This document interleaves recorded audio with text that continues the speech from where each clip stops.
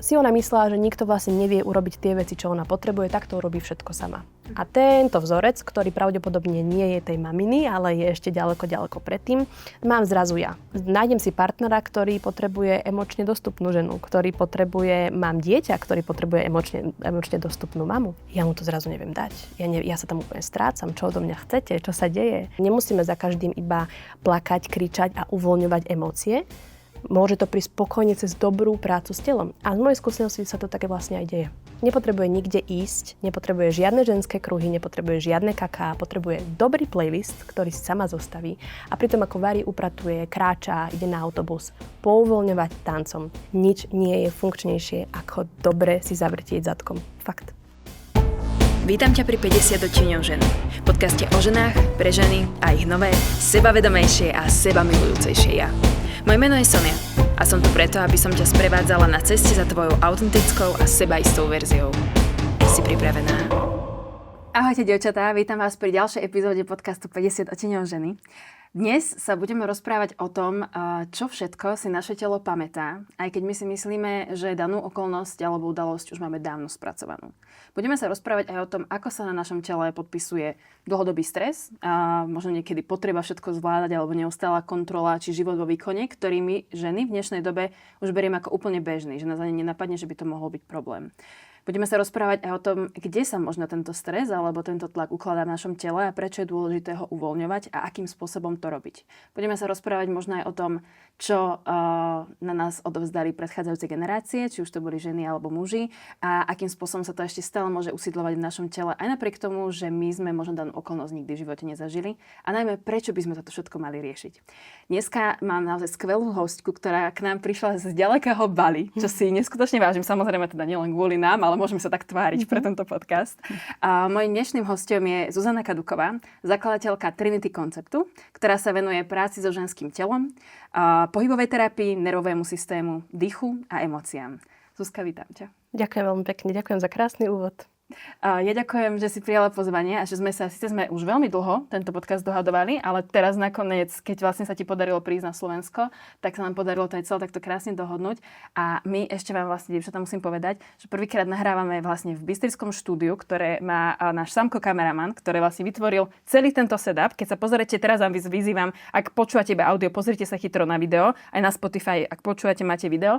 Celý tento setup, 50 odtieňov ženy, vytvoril Samko v Banskej Bystrici vyslovene, že pre nás. Samozrejme, môže tomu začať aj iné podcasty, ak by ste si Bystrici niekto chcel natáčať podcasty, ale myslím si, že prioritne, keď si to zariadoval, tak si vedel, že toto bude 50 odtieňov Space Chuck.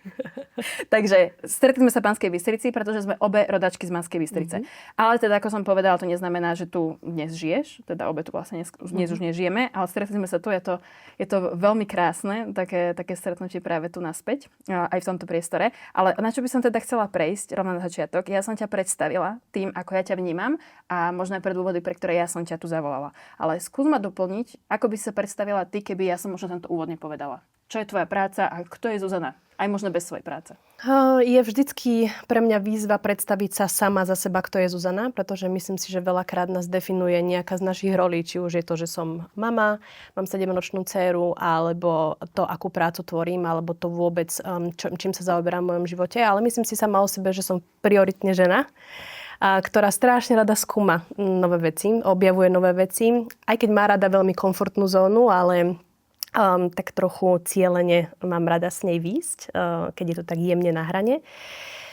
7 rok tvorím Trinity koncept, ale predtým som bola profesionálna tanečnička, takže som sa vlastne od úplného malinka tu v Banskej Bystrici venovala tancu. Až vlastne som potom trošku otvorila krídla, vyletela najskôr do Bratislavy, potom do zahraničia.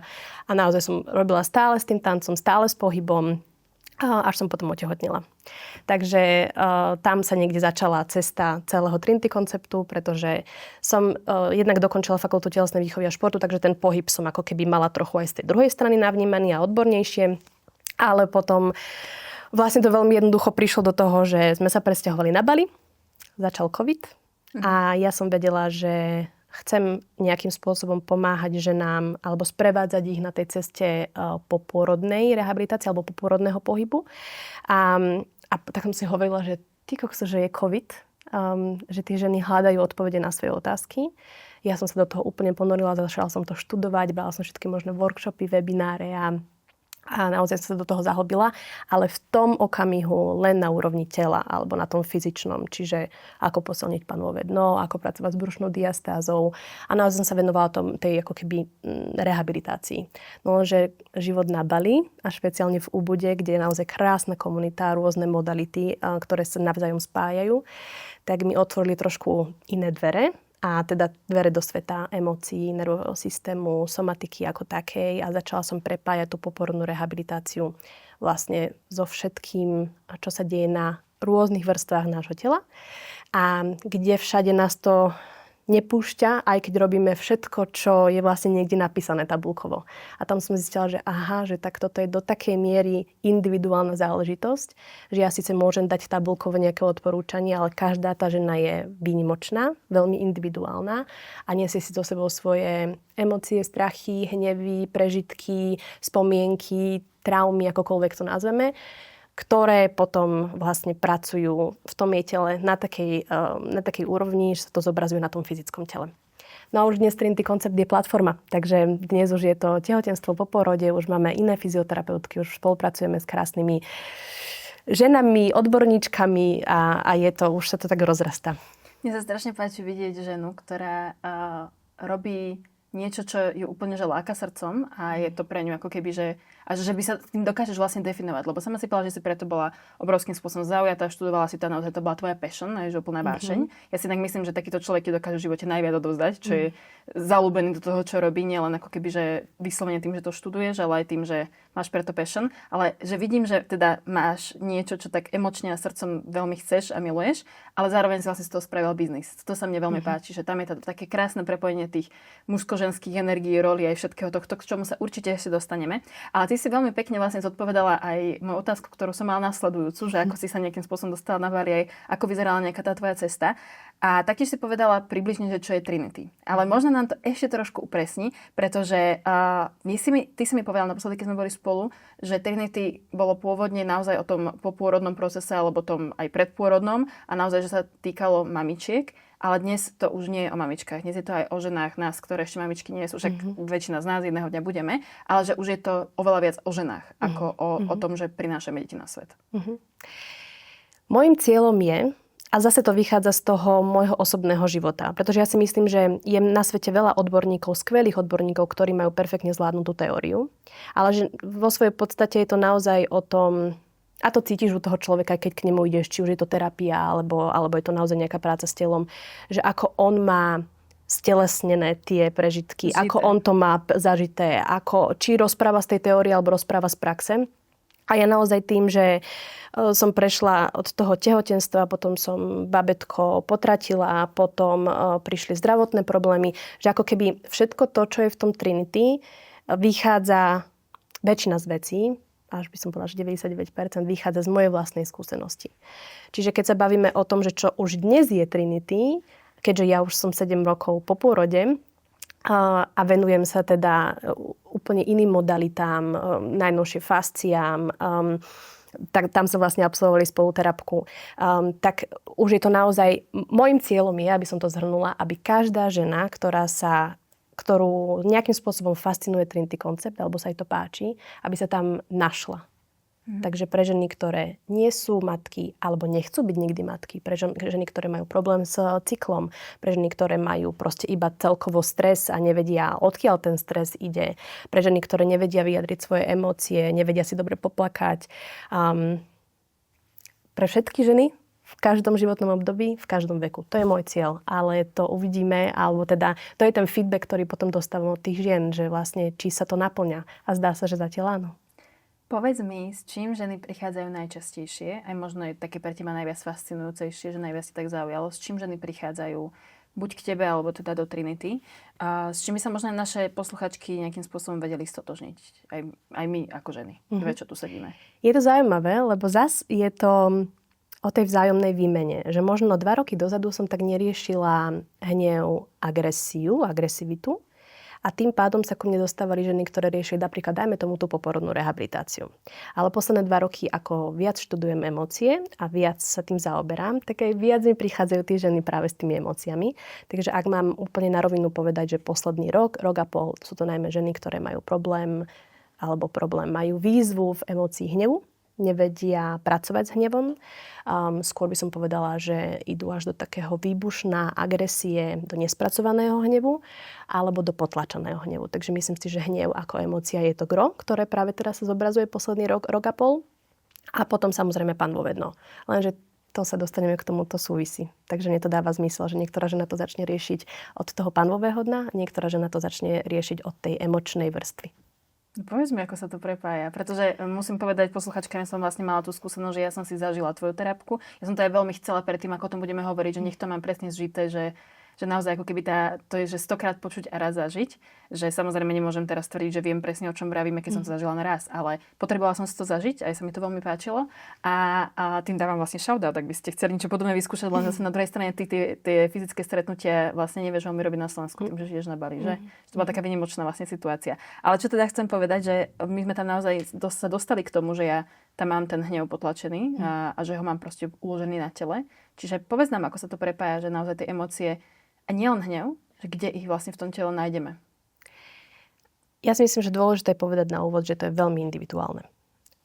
Z mojej skúsenosti najčastejšie u žien je to pánva a sánka. To sú dve najčastejšie situácie, kedy na tom tele to pocítime a samé ženy to pociťujú. Asi ešte predtým je dobre povedať, že ja som sa naozaj tej fasciálnej terapii začala venovať tým, ako som si počas uplynulého roka robila certifikáciu. Je to značka Human Garage, to znamená, že je to celosvetový brand. A ja som strašne chcela niečo, čo ma pustí hlbšie. Že to nebude 2-týždňový yoga kurz, ale že naozaj pôjdeme hlboko a že naozaj budem niečo skúmať. A hlavne zažívať to na vlastnom tele. A tam som to začala chápať, ako to telo funguje vo vrstvách. A že mi vlastne častokrát ženy prídu, že majú stuhnutú sánku, škrípu zubami alebo majú stiahnuté panvové dno. To som ja všetko. Áno. Lenže môžu mať super terapeuta, môžu mať super naštudované informácie, ale niekedy ich to telo proste ešte nepustí tam. A na tom nie je nič zlé. Že ako keby ten access, ten prístup k tým veciam častokrát nie je niečo, čo dokážeme skontrolovať a znásilniť. Že telo vie prvé. A to telo mi dáva informáciu a signál, kedy ja sa dokážem k tej vrstve dostať. Čiže niekedy to môže byť čisto len dobrý fyzioterapeut alebo dobrá fasciálna práca. A potom to môže byť kombinácia dobrý terapeut, dobrý somatický terapeut. Takže keď sa ma pýtaš, že kde je hnev uložený, z mojej skúsenosti, keď pracujem so ženami a aj v našej terapke sa to zobrazilo krásne, je to sánka, je to krčná chrbtica, sú to trapézy a potom je to pánva. A tým pádom dôsledkom častokrát bolesť krížov. Hej? Že ženy, ktoré majú chronickú bolesť, tak častokrát, keď to pouvoľňujeme, tak to telo sa roztopí ako masielko. Ale to nie je výsledkom jednej terapie. To je výsledkom dlhodobého procesu, lebo sú to zase nánosy, vrstvy. Takže takto si myslím, že z mojej skúsenosti sa to vyzobrazuje. Ale znova, každá žena je iná. Každá žena to má inak navrstvené a inak to zažíva. Ja mám zaujímavé, keď to všetko vravíš, pretože bavili sme sa už o tom, že naozaj je to aj všetko môj prípad, napríklad tie kríže, to ja riešim, že 10 rokov. Naozaj od nejakých takých presne zásadných udalostí v mojom živote, že naozaj to viem a má to inak aj moja sestra paradoxne, a tam bude OK, že to poviem, ale asi určite, že máme proste rovnaké problémy úplne na tele a dokonca aj naše postavy vlastne aktuálne vyzerajú veľmi, veľmi podobne, že si to všímam, že naozaj je to spojené s niečím iným ako s genetikou, aj keď akože pri tej sestre ona si povie, že to je genetika, ale nie je tomu úplne tak, že ja to vidím. Aj po tom, čo sme sa proste, keby my rozprávali, že naozaj všetky tieto oblasti, že ako je možné, že nikde inde není problém, len presne v týchto oblastiach, ktoré ty si vymenovala. Či je to sánka, ja škripem zubami každú noc, takže sa na to budíme doma. Alebo presne tie kríže, však to je dlhodobá veda. Chodila som k fyzio a nepomohlo mi to, hej, že proste a tie trapézy to. Aj kvôli tomu som chodila na fyzio a ja viem, že tam je proste niečo s tými emóciami, že je to spojené a hľadám, a teraz vám tu nevravím, dievčatá, že som našla odpoveď, ale tiež hľadám, riešim to a je pre mňa veľmi dôležité tieto témy otvárať, pretože ja čím viac o tom hovorím nahlas, už len proste okolo žien nejakých v mojom živote, tak tým viac počúvam, že Soni aj ja. A to je to, že presne priťahujú si do života ľudí, ktorí možno, že majú niečo podobné s tebou, však samozrejme, asi úplne s niekým, s kým nemáš nič spoločné, si nejak nesadneš a nebudeš sa dnes stretávať, ale presne vlastne, čím viac o tom hovorím, tak tým viac počujem od tých žien, že toto mám aj ja, toto aj ja. A presne tiež mi to nedáva zmysel, že neviem si to nejak inak vysvetliť. A preto je pre mňa dôležité vlastne, aby sme to tu dnes rozobrali a možno aj povedali, že čo sa vlastne s tým ženským telom deje, keď to dlhodobo nejak nerieši. Ja ti chcem v prvom rade poďakovať, že to otváraš. Lebo presne ako hovoríš, že jednak si povedia možno ženy aj teraz, keď to počúvajú, že aha, toto mám aj ja. Ale potom je tá druhá strana, že som tu 3. týždeň na Slovensku a vnímam, aký život je tu rýchly a veľmi dynamický. A z mojej skúsenosti a práve keď aj v online pracujem so ženami, je to o tom, že tie ženy si to ani neuvedomia. Že si neuvedomia, že vlastne majú stále v napätí tú sánku. Že možno aj teraz, keď niekto počúva, tak si možno niektoré ženy až teraz uvedomia, že vedia, to mám vlastne úplne celé tu stiahnuté. Alebo že ja mám úplne stiahnuté podbrúško a panvové dno a ani o tom neviem. A možno iba tá informácia, že dokáže to byť inak a viem vôbec to panvové dno uvoľniť. Viem to brúško uvoľniť. Viem tú sánku uvoľniť. A tam to je ten body awareness, hej, že tam ešte nemusí nastať žiadna terapia, tam ešte nemusí nastať žiadna zmena, ale je to prvá informácia, kedy ja si uvedomím, že tak je to inak trochu, ako by to možno malo byť, alebo ako viem, že to bolo kedysi a tam to začína. A teraz možno veľa žien vidí na sociálnych sieťach práve tie videá, tie uvoľňovacie techniky, kedy ľudia kričia, pláču a potrebujú nevyhnutne nejaký release. Ale ja by som tu chcela povedať, že znova sú to sociálne siete, je to iba nejaký výrez tej dajme tomu terapie alebo informácie. Ale niekedy naozaj to uvoľnenie tela aj emócie príde cez tú mechanickú prácu. Že stačí dobrá mobilita bedier. Pouvoľňovať to cez fyzické telo, cez dobrý workout, cez dobré spotenie sa a nechať iba vlastne prejsť tie emócie cez to telo. Že nemusíme za každým iba plakať, kričať a uvoľňovať emócie. Môže to prísť spokojne cez dobrú prácu s telom. A z mojej skúsenosti sa to také vlastne aj deje. A ako by sa vnímala ten tanec v spojení s liečením ženských emócií, by som to tak povedala? Ježiš, ja ti ďakujem za túto otázku. Ja, ak by som mala povedať, a tým asi trošku si neprihrievam polievočko v rámci mojej práce, ale ak by som mala povedať jednu funkčnú vec, ktorú by som odporúčala každej žene, ktorá má problém s čímkoľvek, je, aby si každý deň zatancovala. Yes. Naozaj nepotrebuje na to nikoho, nič, nepotrebuje nikde ísť, nepotrebuje žiadne ženské kruhy, nepotrebuje žiadne kaká, potrebuje dobrý playlist, ktorý si sama zostaví a pritom ako varí, upratuje, kráča, ide na autobus, pouvoľňovať tancom. Pretože ak sa bavíme o rôznych terapiách, o fasciálnej terapii, o čomkoľvek, všetko sú to krásne veci a veľmi potrebné, ale za mňa, a vzhľadom aj na to, že som tancovala, vzhľadom k tomu, že som tancovala, nič nie je funkčnejšie, ako dobre si zavrtieť zadkom. Fakt. Yes, ale som strašne rád, že to hovoríš. Ja som totiž to vždy nejak podvedome vedela. A keď som prišla napríklad z fitka, že som, ešte mala 15-16 rokov, že išla som so sluchátkami domov autobusom a som prišla domov a som si nechcela dať tie sluchátka dole, lebo ešte som potrebovala tancovať a úplne uvoľňovať akože aj ten dopamín, čo mi z toho prišiel, aj všetko, že úplne, že ešte si vlastne v tej emócii, že ja som až do sprchy doma išla ešte s tými sluchátkami a ešte som potrebovala tú hudbu. A naozaj ako keby, že ja cítim, že to je pre mňa dôležité aj spievať, tancovať, aj proste, že naozaj mi to príde. Ani nie, že, akože napadlo mi prvé, čo mi prišlo, že ženské, ale ani nie, že ženské, ale také ľudské, také... Áno, že proste, že som spojený s tým svojím telom a zároveň so svojimi emóciami a že to prežívam, že cítim tú hudbu proste úplne na celej koži, zimomriavky mám, že naozaj akože to krásne prepája, ale vlastne mne aj došlo, že tým, že ty si bola tanečnička, tak vlastne si všetky tieto veci nejakým spôsobom aj implementovala to do Trinity? To je moja otázka. To je skvelá otázka, lebo ja som vlastne tým, že som bola tehotná a porodila som, tak to bol taká moja vôbec prvá väčšia pauza od tancovania, odkedy si pamätám, čiže od 3-4 rokov. A to bolo presne to obdobie, kedy sa mne začalo otvárať čo najviac zdravotných vecí, zdravotných problémov, zrazu emócie, s ktorými som si nevedela dať rady. Riešila som vtedy atopický exém. To znamená, že to bolo presne to obdobie, keď som prestala tancovať, že všetko vlastne vyšlo na povrch. Čiže to moje telo potrebovalo to uvoľnenie a ja som ho zrazu nedávala. Nevedelo si rady s tými vecami. A tam som zistila ten identity crash trošku, že ako veľmi som bola na tom tanci závislá. A aby som dokázala pracovať s tými emóciami vlastne vo finále. Keď ho vlastne nemáš, tak si nevieš pracovať. Takže ja som tam nanovo tam sa vlastne začala taká moja cesta toho objavovania, že kto som, čo som. Pretože som zistila, že zrazu sama so sebou neviem dať rady. Pretože vlastne tú moju identitu tvorilo 20-25 rokov tancovanie. Pódia, svetla, krásne, všetko bolo úžasné. Cestovanie, tá dynamická časť toho môjho životného štýlu. Si v takom hype. No. A zrazu to prišlo, droplo to a ja som vôbec nevedela, kto som. A zrazu to všetko začalo tuhnúť.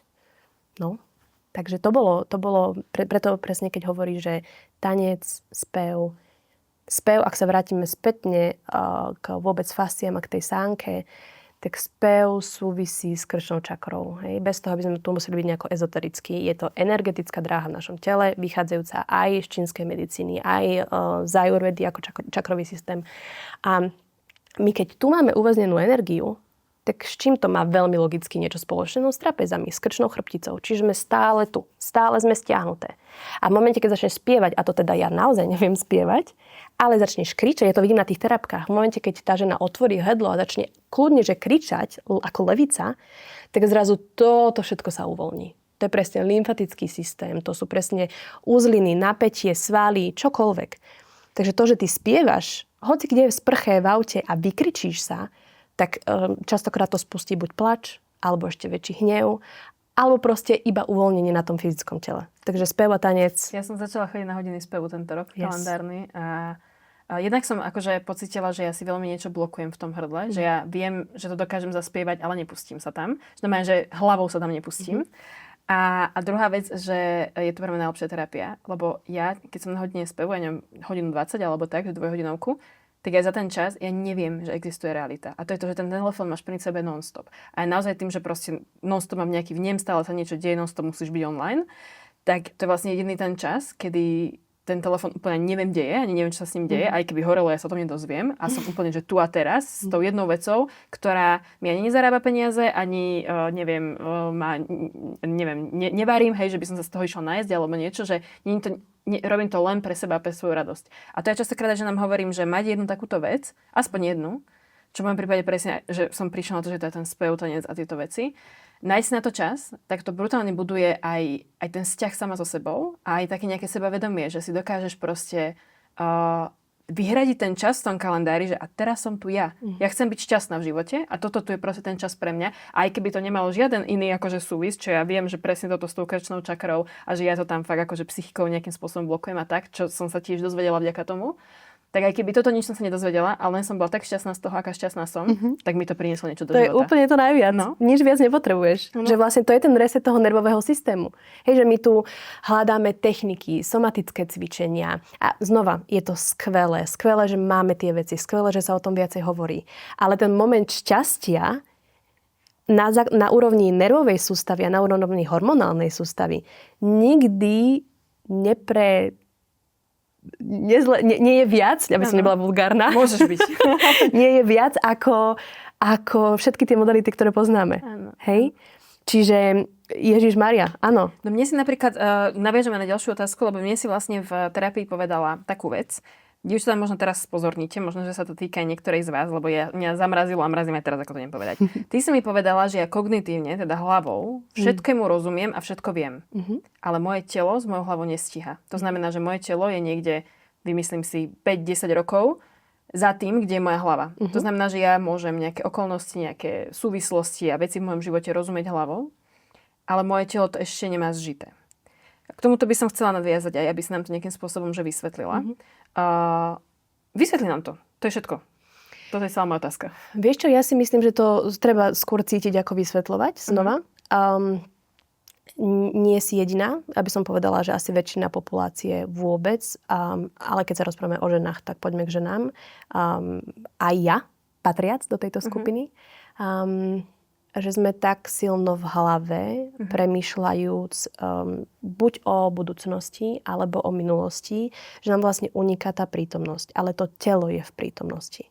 Hej? Čiže my tou hlavou perfektne zvládame a máme navnímané situácie, ale to telo tomu úplne nerozumie, lebo vlastne my to tam nepustíme.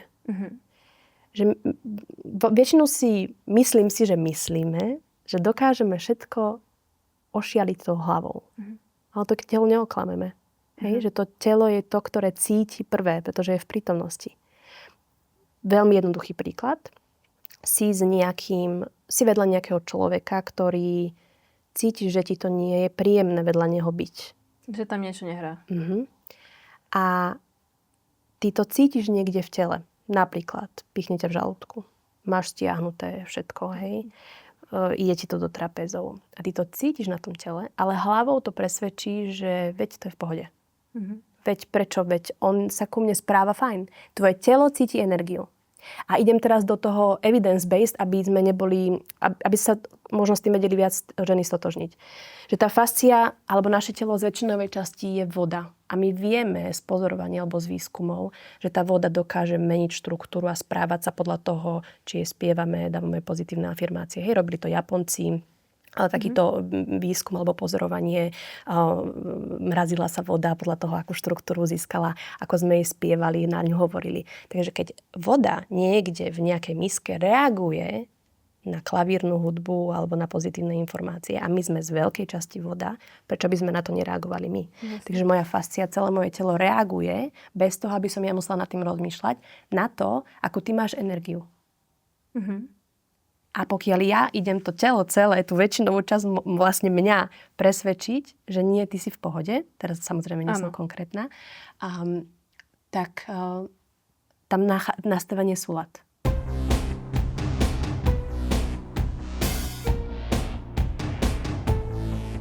Celý koncept 50 odtieňov ženy je o tom, ako si budovať zdravší vzťah sama so sebou. O sebahodnote, hraniciach, komunikácii a o tom nebáť sa povedať, čo naozaj potrebuješ. Ale prečo by to malo končiť v spálni? Aj zdravý sexuálny život je súčasťou zdravého vzťahu. So samou sebou alebo s svojim partnerom. Pretože žena, ktorá pozná svoje telo, vie, čo chce a nebojí sa o tom hovoriť, má oveľa väčšiu šancu to aj skutočne dostať. Takže ak aj u teba je toto téma, ktorú chceš objavovať, bez hanby, úplne prirodzene a kvalitne, určite sa pozri na stránku Condom Shopu. Ja osobne mám veľmi rada značku Lelo, pretože ich produkty sú kvalitné, elegantné, bezpečné a vytvorené s dôrazom na ženské potešenie a komfort. No a najmä od nich vždy dostaneš to, čo chceš. Čo bohužiaľ nevždy o našich partneroch môžeme povedať. To bol samozrejme vtip. Pretože spoznávať samu seba v každej oblasti nie je trápne. Práve naopak, je to jedna z najdôležitejších vecí, ktoré pre seba môžeš spraviť.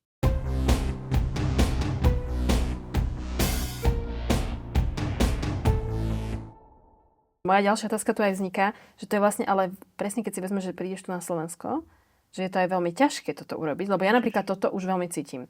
Ja aj vlastne môjmu okoliu veľmi ľahko viem povedať, s kým sa stretávať, s kým sa nechcem, kde mi to hrať, kde mi to nehrá. Ja ani pracovné veci neuzavriem, keď mi tam niečo, že a vieš, že vedela by som z toho mať peniaze, čo by väčšina ľudí povedalo, že chod do toho, ale niekým to akože nesedí, tak ako keby, že už neviem nejakým spôsobom s tým pracovať. Lenže ja som, vieš, že robím sama na seba, hej, proste žijem si v svojej bubline, viem to už nejakým spôsobom spraviť. Ale pre bežnú ženu je to potom veľmi náročné už sa reálne orientovať tým, že už viem a už nepopustím z toho, že koľkých ľudí možno aj že stratí po ceste.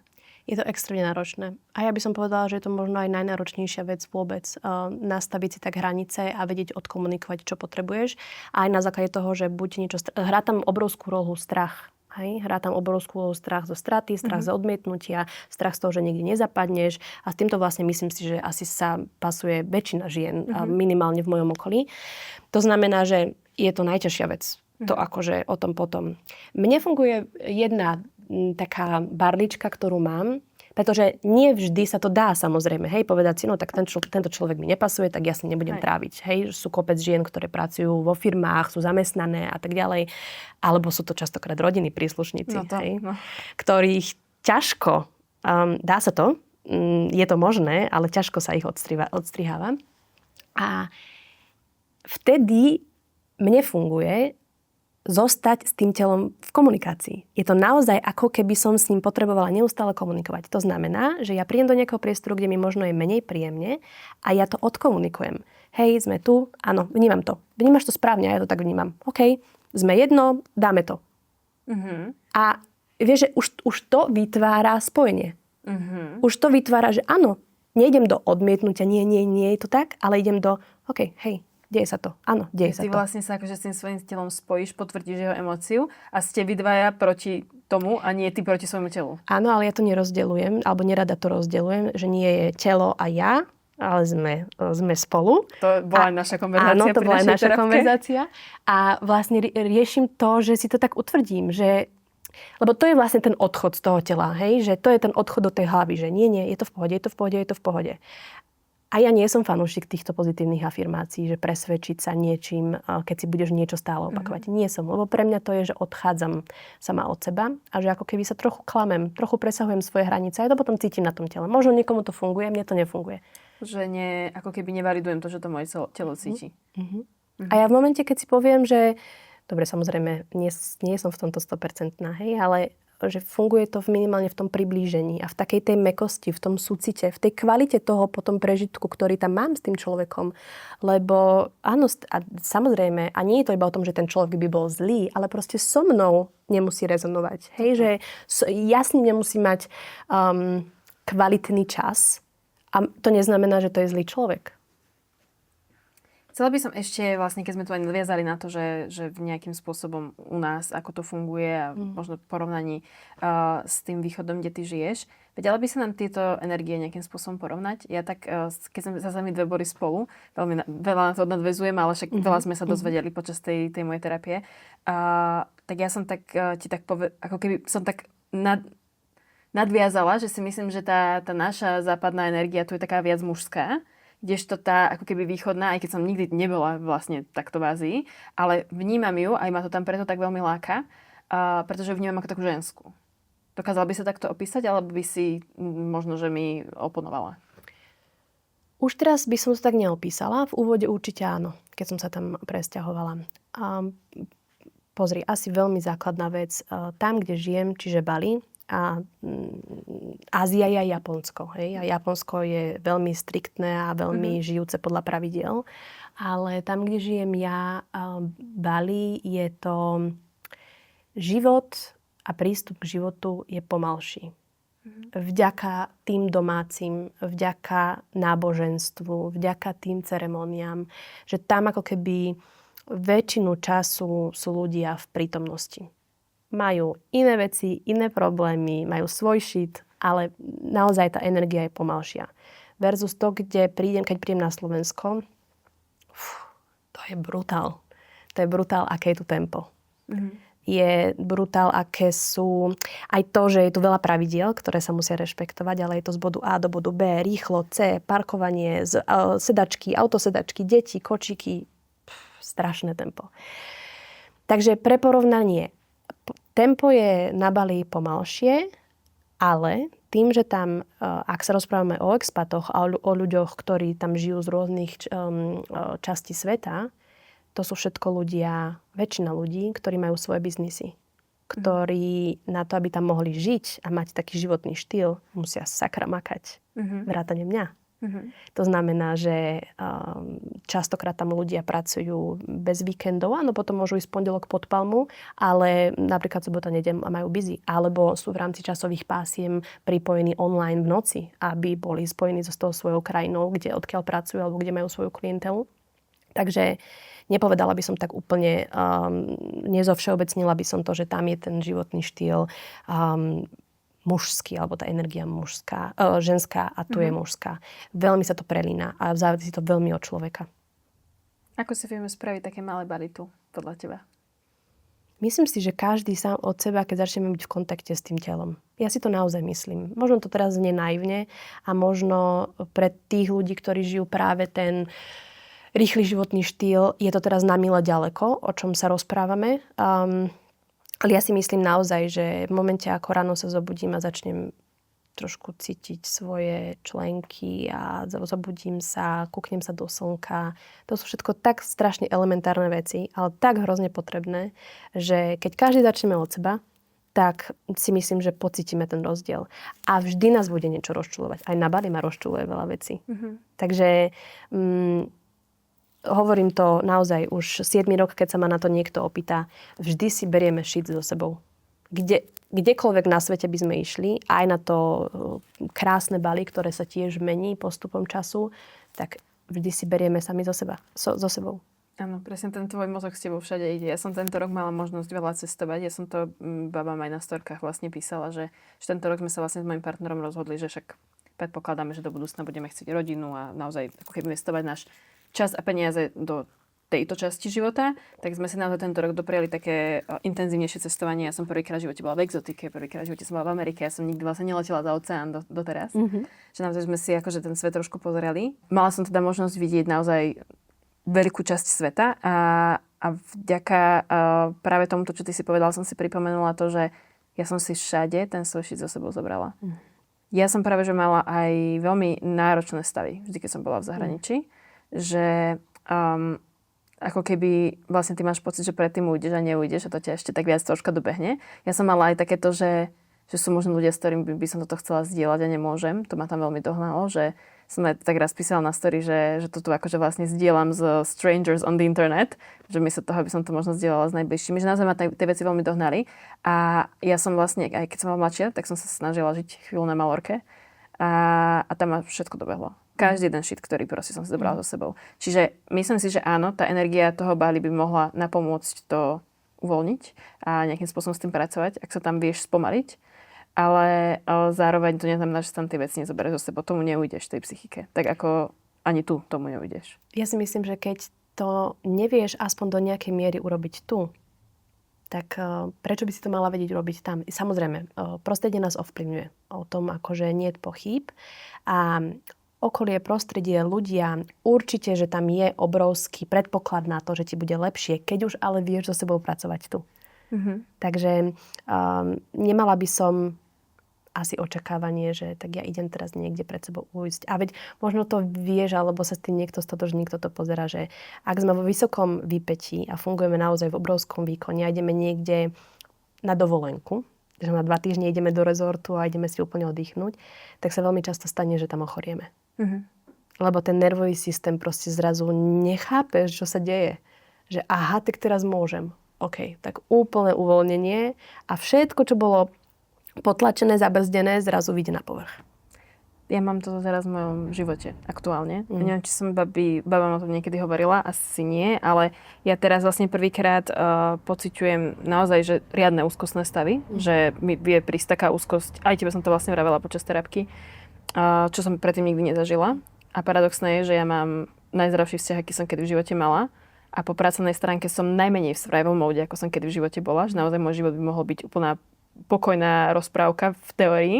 A v praxi to tak nie je, lebo moja hlava ma naháňa. Ale ja si myslím, že to je práve preto, že vlastne ja keď som potrebovala byť vo výkone, potrebovala som mať naraz 4 roboty a chodiť na vysokú školu, potrebovala som keby bojovať, tak to moje telo držalo v tom napätí a držalo, že musíš ísť, nemôžeš to uvedomovať. Proste poď bomby, lebo v úvodzovkách neprežiješ. A teraz, keď už sa to uvoľniť môže, presne aj na tej dovolenke to príde, ale aj vlastne mne v tom bežnom živote teraz prvýkrát vlastne tie emócie vychádzajú na povrch. A ja som mala aj takú jednu epizódu s názvom Feel the Pain. Ak s niečím z tohto sa stotožňujete, tak všetko, čo teraz vravím, tak hovorím v tej epizóde, tak si kľudne vypočujte, niekedy začiatkom roka vyšla. Že ja vlastne prvýkrát, ako som akože uvoľnila z toho survival módu, tak mne, že všetky emócie za 10 rokov sa vrátili. A ja som revala tak, že som nevedela prestať. Ale vidíš, veď si to povedala perfektne, že aj v tom výkone, že to telo ťa podržalo. Že ono je to... Nechceme to robiť, ale je to fantastické, že nás to telo podrží v takých výkonoch, v takých situáciách. Otázka je, či mu potom za to poďakujeme, či si sebe za to potom poďakujeme, či sa k tomu vrátime, že tak toto si zvládlo, že to je aký brutál. Ale že vidíš, že akékoľvek vypäté situácie spomenieš teraz, tak proste to ťa podrží, ten systém ťa podrží a my sme neskutočne adaptabilné bytosti, proste prispôsobivé a naozaj si dokážeme zvyknúť a naučiť sa hocičo. Otázka je, čo je tá hranica. A tá hranica je pre každého z nás individuálna a tá určite súvisí s tým, čo sme navnímali v detstve, aká bola tá výchova, kde sme videli, ako maminka pracuje s tým vypätím. Čiže či maminka je tá, ktorá v kuchyni sa ide zblázniť a vlastne neustále je v pohybe a neustále pred nami upratuje a vlastne iba je napečené, navarené, pripravené, ale nemá s nami tú väzbu. Alebo aký je ocino, aký majú vzťah spolu. Ako ja som toto navnímala, lebo to vlastne determinuje potom to, kde ja mám tú hranicu v dospelosti. A tam vlastne prichádzam na ten náraz toho, že tak ja toto počúvam v podcaste, ja mám tieto informácie, takéto som videla reelsko, ale toto je moja vlastná skúsenosť, môj prežitok a ja vôbec neviem, čo s tým. Ja vôbec neviem, ako mám pracovať s tou hranicou. Je to dobré, je to zlé, mám ísť kvôli tomu na terapiu. Vieš, že strašne sme ovplyvnení tým prostredím a tým detstvom. Prosím, poďme o tomto hovoriť. Ja tu mám normálne takú otázku napísanú, že a dvakrát si to už povedala za sebou a nejako som to nezvrhla, teraz to zvrhne do tejto témy. Prostredie nás ovplyvňuje. To si povedala už dvakrát aj v spojení s tým, že žijeme, neviem, povedzme v nejakém meste, krajine a tak ďalej a zároveň aj tá rodina. Poďme sa prosím ešte viacej venovať tomuto, aj kľudne dať nejaké konkrétne príklady, že vytiahni nejaké pikošky z tvojej práce, že ako nás vlastne ako keby ovplyvnilo do tej dospelosti, možno aj to detstvo a ako nás ovplyvňuje to prostredie, v ktorom žijeme tu ako povedzme v krajine. Ja nie som psychologička, nie som odborníčka na traumu, takže môžem naozaj hovoriť iba z vlastnej skúsenosti a so ženami, s ktorým pracujem. Keďže prevažne pracujem so ženami po pôrode, tak znova sa vraciam k emócii hnevu. Čiže nikdy som nevidela, že moja mama sa hnevá, ale vždy sa búchalo dverami. Alebo moja mama bola vždy odutá. Alebo moja mama vždy hovorila ocinovi, že je neschopný. Alebo si ona myslela, že nikto vlastne nevie urobiť tie veci, čo ona potrebuje, tak to urobí všetko sama. A tento vzorec, ktorý pravdepodobne nie je tej maminy, ale je ešte ďaleko predtým, mám zrazu ja. A nájdem si partnera, ktorý potrebuje emočne dostupnú ženu, mám dieťa, ktorý potrebuje emočne dostupnú mamu. A ja mu to zrazu neviem dať. Ja sa tam úplne strácam, čo odo mňa chcete, čo sa deje. A je to v zásade len z navnímania prostredia. A na toto nepotrebujem žiadnu školu ani žiadnu psychológiu, len potrebujem otvoriť oči a uši a začať vnímať, že kde som sa vlastne vyskytovala v tom detstve. Hej, že tá línia tých žien, ktoré predo mnou sú, ma ovplyvňujú. Aj samozrejme muži, ale tá žena je tá matka, hej, ten jednak archetyp a jednak naozaj tá biologická mamina. A do toho samozrejme sa mixuje teraz tá vedomá výchova, hej, že ja vlastne vôbec neviem, čo sú téma hranice, ale prečítam si super knihy o vedomej výchove, kde vlastne mám to nejako odkomunikovať s tým dieťaťom, ale v podstate do ňoho iba štekam. Lebo to inak neviem, lebo som si to inak nezažila. A znova vracam sa na úplnú baseline, že ono je to všetko iba o súcite. Ja milujem prácu Gabora Mateho a myslím si, že jedno z najfrekventovanejších slov okrem traumy je súcit. A ja si myslím, že do všetkého, čo práve teraz v tomto bode tie ženy riešia, keď pridáme obrovský balík súcitu, tak to nemôže dopadnúť zle. Lebo každá máme niečo naučené, niečo odpozorované.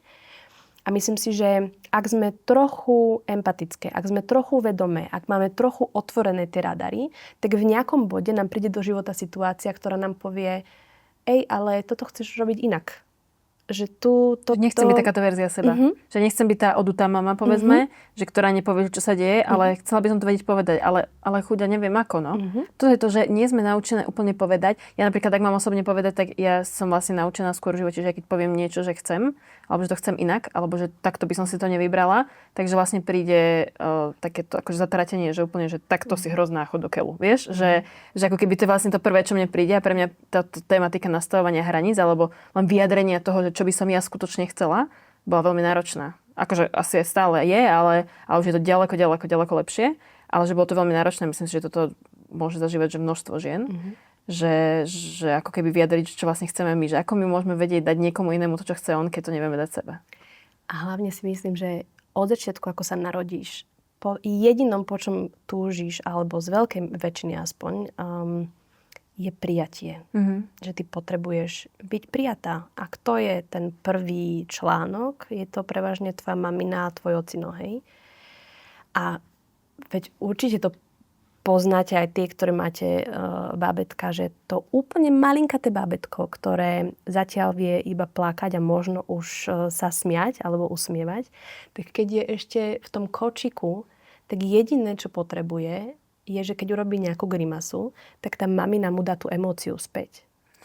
A to dieťa pretože je v prítomnosti a že tam nemá to ego, tak ono by sa s tou mamou rozprávalo takýmto spôsobom a cez takúto výmenu hodiny. Tá mama je tá, ktorá už musí niečo robiť, už musí byť na telefóne.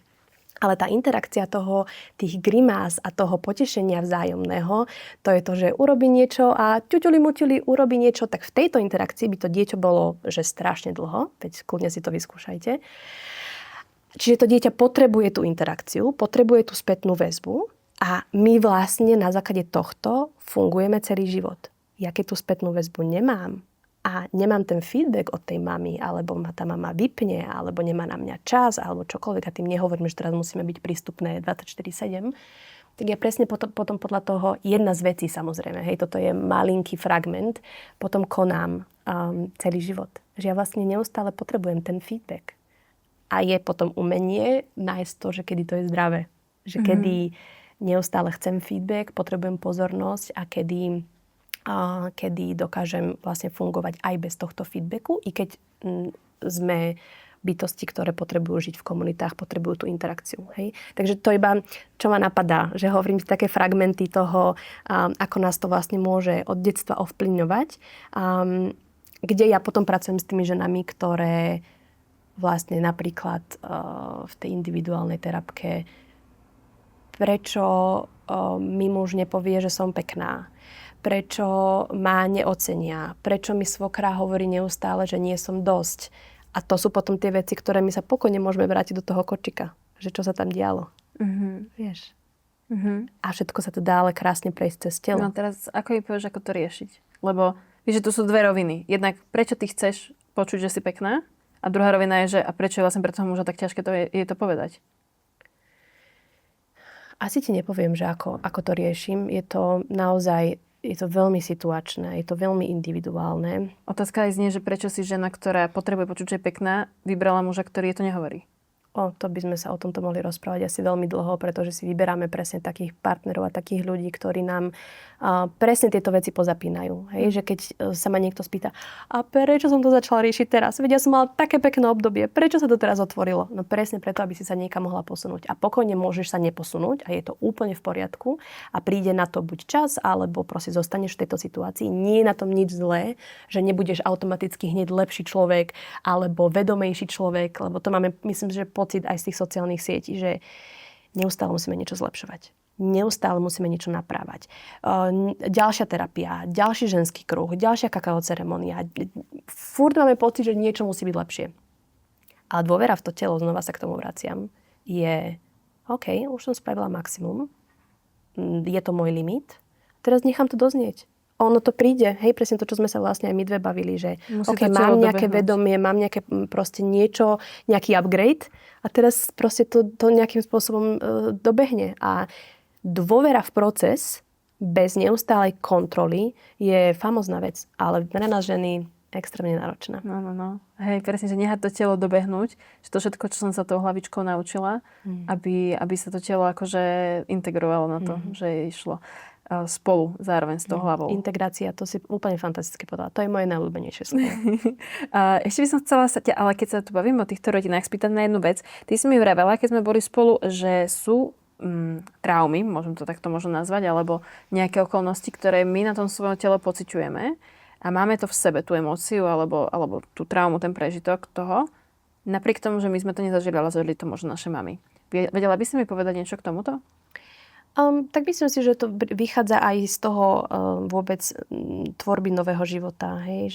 Že v momente, keď sa moje dieťa narodí, tak už je pracuje nejakým spôsobom ten systém a už je tam nejaká predpoveď na tie ďalšie generácie. Takže my tie generácie máme uložené v maternici, pokiaľ ide o nás ženy. Je niečo konkrétne, čo ťa tam zaujíma? Áno. Mňa konkrétne zaujíma napríklad to, že si vravela, že máme tie emócie, hej, povedzme, v tých bokoch a v tej sanke a tak ďalej. A či to môže byť, že to zažíva žena bez toho, aby ona zažila nejakú zásadnú traumu, akože to nechcem takto blbo hovoriť, lebo to, čo pre mňa je maličkosť, môže byť pre niekoho veľmi veľké. Presne dneska som počul taký príklad, že keď sa napríklad, že 14-ročné dieťa akože spácha samovraždu, že my všetci dospelí si povieme, že čo ona mohla mať za problémy, ale v jej hlave boli tie problémy absolútne obrovské. Čiže nechcem nikoho to, čo prežíva, nejak akože bagatelizovať alebo zmenšovať to vôbec, ale že si možno sama aj ona povie, že však nič až tak strašne zásadné som nezažila, ako to na tom tele pociťujem. Kde sa to mohlo zobrať? Poďme naspäť k telu a poďme si povedať základnú vec. Psoas, náš sval, ktorý ide aj cez brúško, jeden zo svalov, ktorý vlastne funguje, aby priniesol kolená k hrudníku. Hej? Čiže vždy, keď je nejaká situácia, ktorá naozaj je nebezpečná, čiže boli by sme v stave ohrozenia, tak vlastne tento sval, alebo stačí, že predná strana stehna cez brúško nám pomôže priniesť tie kolena k hrudníku. Prečo? Pretože brúško je naša najzraniteľnejšia časť, na ktorej nie sú kosti. A ideme teda k ženám, sú tam všetky naše poklady. Hej, že je tam celá naša kreatívna časť. Naša zober, ako my to maternička. brucho často nenávidíme, pritom je to najdôležitejšie, tam čo z sa našeho dostávame tela. k tomu, že prečo je tuk, alebo prečo je to brúško viacej zaobalenejšie. Častokrát práve preto, že si chráni tú oblasť z nejakého dôvodu. Často sú to ženy po strate bábätka alebo po ťažkých pôrodoch. A mám tú skúsenosť s poporodnou rehabilitáciou, že v momente, keď sa trošku spracuje ten pôrod, napríklad to bola akutná sekcia a pritom žena chcela rodiť vaginálne, a popri tej jazve sú buď spazmy, alebo naozaj nie je pekná tá jazva, nevie sa zahojiť, hní sa, tak to telo si vytvára ochranu. Hej? Ale to je iná vec. A teraz, keď si predstavíš, že to telo funguje v tých naozaj ťažkých situáciách, takže veď aj v lietadle to máš, že brace, hej? Že vlastne máš kolena k hrudníku, tak chráni tú oblasť. No lenže my keď sme v strese a naozaj za nami neuteká tiger alebo lev a nie je to úplne, že to štádium nebezpečenstva, ale naše telo z nejakého dôvodu prežíva stres, tak je to stále v napätí. Možno práve teraz, keď počúvate a sedíte, tak cítite, že to telo z tej prednej strany je v napätí. A tým pádom, keďže to je sval, ktorý prechádza aj cez trávenie, alebo teda cez brúško a ovplyvňuje trávenie, tak máme trávenie na figu, tak máme celú časť predného stehna vlastne v napätí, máme tým pádom slabiny v napätí, celá tá panva sa zatvára. A to hovorím len o prejave stresovej situácie. A to ovplyvňuje potom napätie v panvovom dne, panvové dno ovplyvňuje sánku a napätie v čelusti. To znamená, že ja z toho, že pociťujem stres a napríklad len funkčne a mechanicky dlhodobo sedím, tak to ovplyvňuje to, ako sa má moja sánka, moje panvové dno. Už tu je to v napätí, ovplyvňuje mi to migrénu, ovplyvňuje mi to trapézy a už sme zo stresu, sme pri sánke a škripeme zubami. Hej? A to som povedala iba jednu dráhu z mnohých, ktorá sa takto deje. Čiže keď mi povieš, že kde si ukladáme to napätie, no každá z nás má nejakú inú slabinu na tele, kde si to ukladá. Hej? Pre niekoho to môžu byť kríže, pre niekoho to môžu byť kolená a potom psychosomaticky by sme sa mohli vďaka skvelým autorom a absolútne famóznym odborníkom, ktorí toto študujú, sa potom môžeme veľmi jednoducho dopatrať, s čím je to spojené, s čím sú bedra spojené, či je to pravá alebo ľavá strana, ženská, mužská strana, či je tam nejaká konkrétna emócia pri tom, keď riešim to bedro a napríklad krúžim nožičkou, alebo je tam nejaký konkrétny pocit, alebo je tam nejaká konkrétna spomienka, alebo je to čisto iba vec na fyzickej úrovni, že ma to bolí a potrebujem to iba pouvoľňovať. Toto sú potom všetko veci, ktoré sa objavujú vlastne v tej terapke. Viackrát si tu už načrtla vlastne, že pracuješ aj s mamičkami a s mamičkami po pôrode. A nie je to úplne téma, ktoré som sa chcela venovať, ale veľmi ma to tam láka, ako vedieme túto konverzáciu. A keby si možno mala niečo odporúčiť mamičkám, ktoré sa určite medzi našimi posluchačkami nachádzajú. Že naozaj majú ten stav, že majú jedno, možno dve detičky, ktoré potrebujú non-stop ich pozornosť a chceme im ich dať, lebo im nechceme spôsobiť tie traumičky, samozrejme, chceme im dať všetko, čo im dať môžeme, ale na to potrebuje mama byť celá a potrebuje byť sama so sebou spojená a potrebuje byť ona spokojná, aby vedela robiť deti spokojnými. To už sme si povedali v viacerých epizódach. A ako by si možno ty poradila, ako aj mama, aj žena, ktorá s mnohými mamičkami pracuje, ako si niečo takéto vytvoriť? Mám dve veci, pozorne ťa počúvam.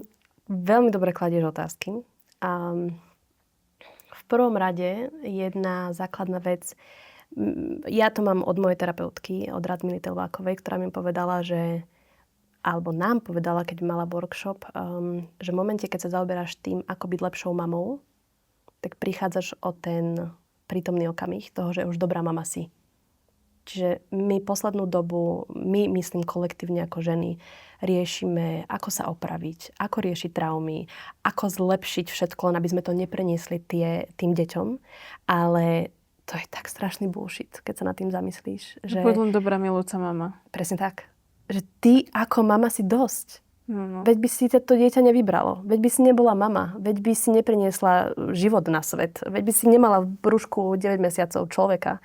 Keby si nebola hotová tak, ako si. Samozrejme, buďme otvorení feedbacku. Samozrejme, majme tendenciu zlepšovať sa. Ale neustále premýšľať nad tým, ako byť lepšia mama, ma vlastne ukrajuje o ten prítomný okamih. Ono je to inak také fascinujúce, lebo práve, že tie ženy, ktoré sa to pýtajú, že ako byť lepšia mama, už vysoko pravdepodobne veľmi, veľmi dobré sú.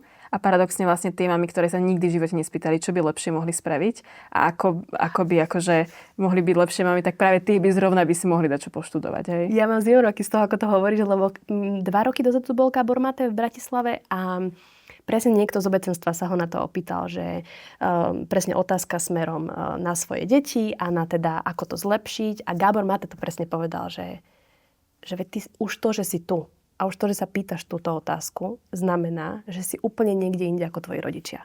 Sa mi úplne slzy hrnú do očí, no. Áno. A to je presne jednak to, že to vnímaš v rámci seba a to, že si otvorená, sme otvorení v rámci sveta, že čo nové sa môžeme dozvedieť, aké novinky sú a vnímať to inak ako naši rodičia, ktorí ale aj tak urobili to najlepšie, čo vedeli, len teda nemali určite toľko možností a prístup k informáciám. A druhú vec, ktorú som ti chcela povedať, lebo ešte stále som nezodpovedala tvoju otázku. A povedala som to už aj, myslím, že 4 roky dozadu v Teleráne, keď sa ma na to pýtali, že radím mamičkám z Bali. A súvisí to s odpoveďou na tvoju otázku. V momente, keď sa prestaňme definovať ako mamičky a povieme si, že som žena, ktorá má dieťa, tak začneme tvoriť hranicu okolo seba. Wow. Pretože ja, ak sa stále som mamička, a toto je moja identita, som mamička, mám dieťatko a to je vlastne jediné to, čo ma tvorí, tak strašne prichádzam o seba. Toto bude Rilsko. To nie, akože, no fakt, ja som teraz úplne, sme sa dostali do levelu konverzácie, kedy som celá nažhavená úplne, že cítim na celom tele, že rezonujem veľmi s tým, čo vravíš. A to ja nie som mama, aj keď ja toľko tej mamičky rozoberám, že ja neviem, či už niekde sa hore nechystá moje dieťatko prísť. že o tom tak stále hovorím a stále ako keby týchto témy rozoberám. Ale áno, akože, že toto je veľmi dôležité tým ženám povedať, že naozaj, že oni nie sú len mami. Že ani nie sú len manželky, oni nie sú len to, čo sú v zamestnaní, že oni sú koniec koncov aj tie dievčatka, ktoré boli, keď boli malinké, aj v tej perinke proste. Tie bábätka v nich vnútri stále sú. Tá žena, ktorá rástla, dospievala, to všetko, tieto časti v nich stále tam sú. A tváriť sa, že tam už nie sú len preto, že som mama. Zase raz, nie som mama, nechcem sa do toho starať, ale sedím tu s jednou mamou, takže sa o tom môžeme rozprávať. A že naozaj proste dať pocítiť, že ty si fakt niečo viac ako len mama. A vôbec by som to nedávala na úroveň, že si viac, alebo proste si mama, OK, čo viac? Hej, že alebo čo iné, nie čo viac, opravujem sa. Áno. Čo iné, čo ťa baví? Kde máš vášeň? Áno. Kde máš takéto otvorené oči? Kde máš zimomriavky? Akú hudbu rada počúvaš? Čo rada robíš? Ako rada tráviš čas s kamoškami? Ako rada tráviš čas s partnerom? Lebo to je dôležitá téma v rámci toho materstva, toho častokrát tej novej role. Hej, že zrazu príde, že partner, ja vlastne ani neviem, kde je a neviem, čo robí, neviem, aký máme vzťah. A len preto, lebo tá definícia alebo tá rola matky ma úplne vlastne ukotvila v živote. Akože my sme sa nedávno v podcaste bavili vlastne aj s odborníčkou na duševné zdravie presne o tom, že tam ako nemá sa mama úplne že obetovať, ale zas v istom veku sa musí. Že začiatku, že tam sa ako keby, že musí, že rozumieme tomu, aj to nechceme akože nejak degradovať, že áno, samozrejme, že áno. Ale potom akože od istého veku už si treba asi aj uvedomiť, že je tu niečo iné. Ale zase nejdem ja tu mudrovať na túto tému, lebo nie som mama. Vieš, ja iba doplním k tomu, lebo ja si tiež uvedomujem ten tenký ľad tejto konverzácie a tejto konkrétnej otázky, pretože ja sama pracujem so ženami po porode, ktoré naozaj majú 2-3 deti, aj jedno niekedy. Ten muž nie je častokrát doma, pretože pracuje, bývajú napríklad ďaleko od svojich rodičov a svokrovcov a naozaj, teraz keď počúvajú nejakú Zuzanu, ktorá im hovorí, že buďte ženy, tak si prevratia 3-krát očami, lebo fakt sú radi, že sú radi. Hej, že myslím si znova, že to začína iba tým zvedomením, že ja môžem byť aj niečo iné ako mama. To úplne stačí. A to niekedy častokrát, mám zimomriavky, takže častokrát, to iba zobudí ten pocit v pánve napríklad. A to ešte nehovorím o sexe, o pohľadnom styku. To hovorím iba o tom, veď ja mám nejakú pánvu a idem si zatancovať. To je ten prvý krok. To je ten spúšťač toho, že ja si uvedomím, že OK, nie som iba mama. Aké mám na sebe dneska spodné prádlo? Kedy som sa naposledy osprchovala? Ako som sa v tej sprche cítila? Kedy som si umyla dobré vlasy a dala dobrú voňavku? Toto úplne stačí. Ja nemusím ešte chodiť na 3 hodiny na pilatesa na maču a dať dieťa strážiť opatrovateľke. To je možný krok niekedy v budúcnosti. Ak vôbec. To nie je nevyhnutnosť. Začína to v tele, že si uvedomím, že OK, som matka a môžem byť aj niečo viac. Ale presne ako si povedala, v tom úplnom úvode nezaprieme fakt, že to dieťa je na nás závislé. Je napojené priamo na našu nervovú sústavu. Nevyhnutne nás potrebuje k prežitiu. Nemusíme ani dojčiť, stačí iba o to, že ono nás potrebuje, lebo potrebuje to bezpečie.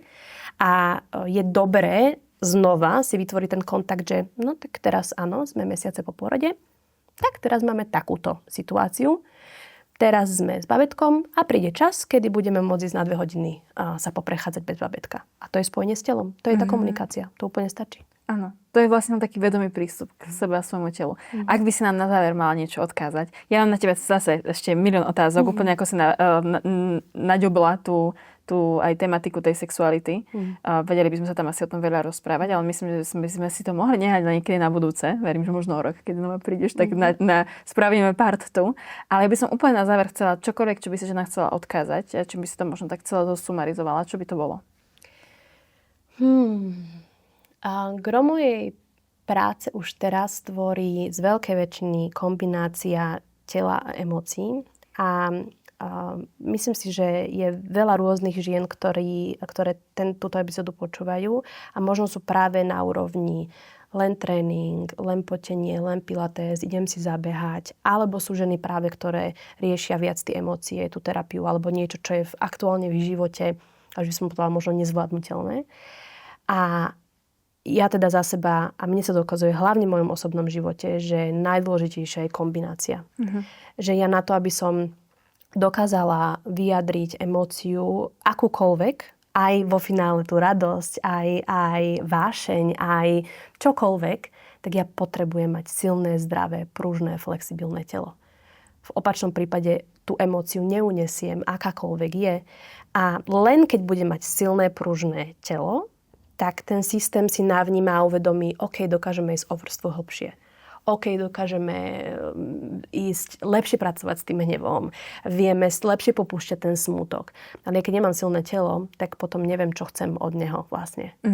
Takže... Ono to, vieš, sa tak všetko prelína, lebo vlastne ty, ak vedome pracuješ so svojimi emóciami, so svojou hlavou, už samozrejme ti dojde, že aj s tým telom nejakým spôsobom treba pracovať. A práve naopak, že keď pracuješ s tým telom, tak ti v nejakom bode dojde, že ale toto je málo, tu idem veľmi iba po povrchu. Že treba to s niečím prepojiť. Že ako keby ono ti to podľa mňa časom, ak si naozaj vedomý človek, ktorý má taký ten growth mindset, tak ti to proste dojde, že to je všetko, to je Trinity koncept. Vieš, že to je proste všetko spolu spojené. To nejde oddeliť. A nikdy to nie je málo. Hej, že tu ti fakt chcem povedať aj za seba, lebo však aj mňa to naháňa furt úplne zbytočne, že proste to, čo robíš, nikdy nie je málo. Že proste vždy je to dosť. Len to ešte nie je v ten pravý okamih, nenastal dobrý čas, nie je na to tvoje telo pripravené. Proste myslím si, že hovoriť si, a hovoríme si veľmi často, že sme v niečom málo, alebo že v niečom nie sme dosť. Buď nám to hovorí okolie, to už je ten ďalší prúser, ale aj častokrát to vychádza práve z nás, znútra.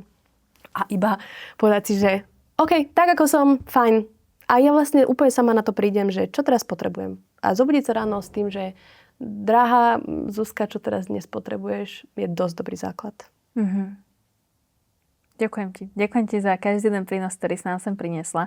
Dievčatá, dúfam, že vám tento rozhovor dal toľko, čo dal mne, lebo mne dal veľmi veľa. A ak ktorákoľvek z vás ste to dopočúvali až sem, tak predpokladám, že niečo z tohto, čo sme tu hovorili, určite nejakým spôsobom riešite alebo s vami rezonovalo. Ak máte niekoho v okolí, s kým by to mohlo rezonovať tiež, alebo mohol by sa potýkať možno s nejakými podobnými výzvami alebo situáciami, aké sme tu my dnes spomínali, čo si myslím, že naozaj veľmi veľa žien a každá nejakú takú v okolí máme. Prosím, pošlite aj túto epizódu, bude to pre nás veľmi veľa znamenať. Taktiež, ak nám dáte vedieť, či sa vám táto epizóda epizóda páčila.